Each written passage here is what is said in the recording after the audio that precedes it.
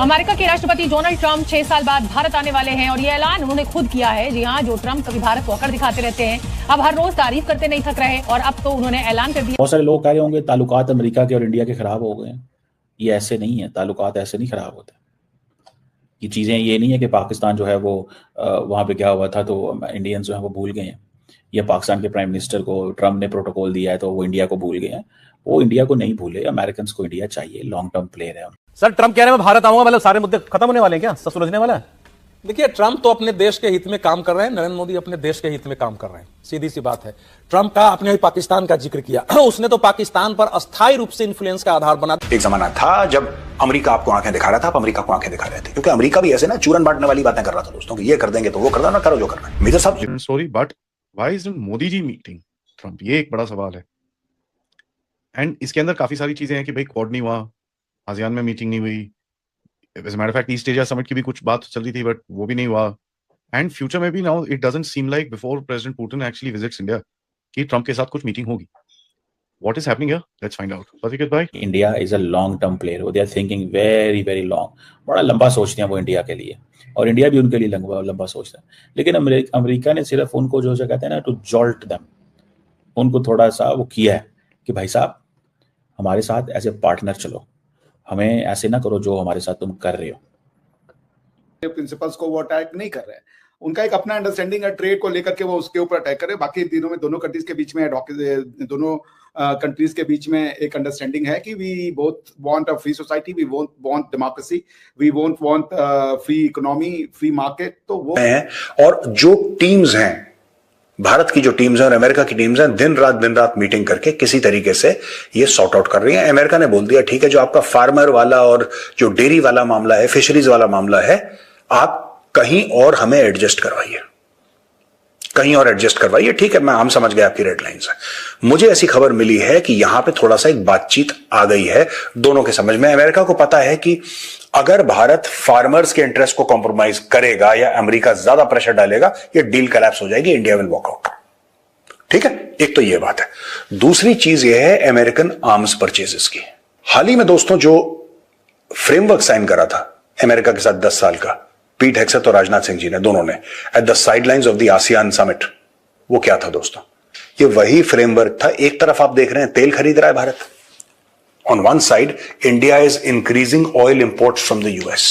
एक press conference के दौरान जब अमेरिकी राष्ट्रपति डोनाल्ड ट्रंप से यह प्रश्न किया गया कि भारत की यात्रा को लेकर के क्या वह गंभीर है या नहीं, तो उन्होंने इसका साफ उत्तर देते हुए यह कहा कि वह 2026 में भारत की यात्रा पर जा सकते हैं। और इसी को लेकर के अंतर्राष्ट्रीय मीडिया में अब बड़ी बहस छिड़ गई है, क्योंकि भारत और अमेरिका के संबंध इस समय डोनाल्ड ट्रंप के ही कारण बहुत ही ज्यादा निचले स्तर पे आ पहुंचे हैं और भारत के सामानों पे अमेरिका ने 50% टैरिफ भी लगाया हुआ है, जिसके कारण वहां पर यानी कि अमेरिकी बाजार में भारतीय सामानों की कीमत बहुत ज्यादा ऊंची हो गई है और भारत ने लगभग कई आवश्यक फसलों की सेवा आयात जो है वो अमेरिका को बंद कर दिया है। इसके बाद से ही पाकिस्तानी मीडिया में विशेष रूप से खलबली मची हुई है, क्योंकि भारत से संबंध बिगड़ने के पश्चात ही अमेरिका ने पाकिस्तान का रुख किया था और पाकिस्तान को अब तक $5 बिलियन की सहायता दे चुके हैं। साथ ही अन्य देशों द्वारा दिए गए कर्ज में भी उन्होंने पाकिस्तान को छूट दिलवाने में सहायता की है। आपको बता दें कि पिछले 1 वर्षों से जब से भारत और अमेरिका के संबंध बिगड़े हैं, तब से आसिफ मुनीर जो कि पाकिस्तानी आर्मी चीफ हैं तथा वहां के प्रधानमंत्री शाहबाज शरीफ ने अमेरिका का 3 से 4 बार दौरा किया है। और यही नहीं, पाकिस्तान में भी अमेरिका के हाई ऑफिशियल्स आ चुके हैं, यहाँ तक कि वहाँ के डिफेंस सेक्रेटरी और सेक्रेटरी ऑफ आर्मी स्टाफ भी आ चुके हैं और उन्होंने भी वहाँ का दौरा किया है। अब इसी के बाद से पाकिस्तानी मीडिया में विशेष रूप से एक असंतुलन का दौर देखा जा रहा है, क्योंकि यदि भारत से किसी प्रकार का संबंध में सुधार होता है तो निश्चित रूप से पाकिस्तान से संबंध बिगड़ना तय है। और अब पाकिस्तानी मीडिया यह नहीं चाहता कि जो भी थोड़ी बहुत रियायत उन्हें अमेरिका से मिली है वह वापस हो जाए। इसलिए अब पाकिस्तानी मीडिया इस विषय पर गहन चर्चा कर रहा है कि कैसे यह यात्रा हो सकती है। क्या यह केवल अमेरिकी राष्ट्रपति का एक तुक्का मात्र है या फिर ऐसी कोई यात्रा पहले से प्रस्तावित थी जो कि 2026 में होगी। इस वीडियो में आगे बढ़ने से पहले यदि आपको हमारा काम पसंद आता है तो इसे लाइक करें, शेयर करें तथा हमारे चैनल को सब्सक्राइब अवश्य कीजिए। आइए पढ़ते हैं इस वीडियो की। वो ये समझते हैं कि इस बंदे को पता ही नहीं है हमने क्या करना है, मैं समझता हूँ उस बंदे को पता है वो क्या करना है, उसको पता है मैं क्या कर रहा हूँ, उसको पता है मैं एक काम कर रहा हूँ। वो अपनी प्रोफाइल बढ़ा रहा है कि मैंने दुनिया में अमन लेके आया, बस ये उसकी, ये अमन जो लेके आया, ये वो जो अपनी प्रोफाइल बढ़ा रहा है, ये वो जो वो जिसे कहते हैं ना, ये हमें उसको देखना चाहिए। That is one thing. The second most important thing is कि इंडिया कभी जवाब नहीं देता इस चीज को। बहुत सारे लोग कहते हैं इंडिया के अंदर जवाब देना चाहिए, बहुत सारे लोग कहते हैं नहीं जवाब देना चाहिए। हमें क्या जरूरत है जवाब देने की? इसको जो है रहने दो, करता है करने दो। हमें क्या जरूरत है इसके साथ इंगेज होने की? हमें क्या जरूरत है इसके साथ इंगेज होने की या बात करने की? हम क्यों इसको कराएं लिफ्ट? तो this is what is the most important point जो मुझे नजर आ रहा है, वो ये है। वो कहते हैं भाईजान आप इंगेज ही ना हो इनसे, आप इनसे कोई बात ही ना करें, क्योंकि बात करने का इनसे कोई फायदा ही नहीं है।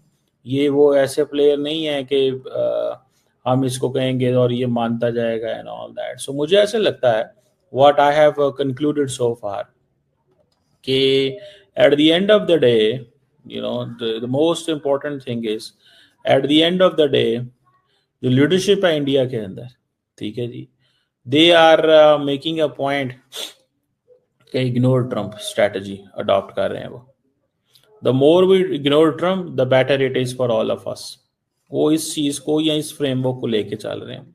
सो वो उन्होंने एक ही चीज की जूल है इस पूरी की पूरी चीज का, सिर्फ और सिर्फ एक है, अमेरिकन फाइटर जेट्स। मैं ये आज बिल्कुल नहीं कह रहा कि भारत खरीदेगा। Please note what I am saying. I am not saying India will certainly bye American fighter jets. मैं ये नहीं कह रहा।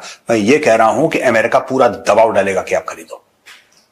अब भारत खरीदता है नहीं खरीदता, nobody knows, but America will do its best to ensure that India buys American fighter jets and other American weapons, क्योंकि भारत के पास पैसा है। अमेरिका एक बहुत बड़ा वेपन्स का, दुनिया का सबसे बड़ा वेपन्स का सप्लायर है।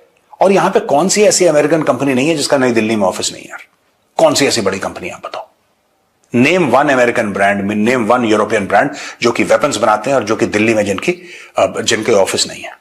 हर जगह है। तो ये हो रहा है, ये दूसरी बात है। तीसरी एक और चीज है दोस्तों कि डोनाल्ड ट्रंप को अब एक बात समझ में आ गई है। आप कभी देखना, उसने शी जिनपिंग से हाथ मिला लिया, इनका समिट हो गया, सब कुछ हो गया, लेकिन फिर भी इनके ताने मारने की आदत नहीं गई डोनाल्ड ट्रंप और उसकी टीम की। ये कुछ ऐसा कहते रहते हैं जिससे चाइनीज इरिटेट हो।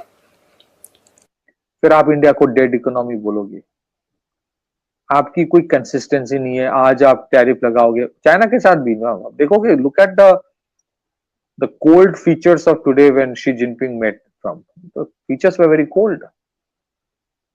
शी जिनपिंग आधे टाइम देख भी नहीं रहा था ट्रम्प की तरफ। The issue is this boss, आप क्या बात करोगे ट्रम्प के साथ जाके? इफ यू सॉ कि वो गाजा वाले एग्रीमेंट में it was a clown show going on. Why you don't want to be part of the clown show? मतलब होता है ना क्लास में, क्लास टीचर, हाँ तुम इधर आओ, हाँ बोलो क्या बोलना है। इलोक्यूशन में कौन सा रट्टा मार के आओ, कौन सा बोलो, हाँ जाओ अब इधर तुम आओ। You want to be part of that? Trump तो डेलिबरेटली ह्यूमिलेट करता है।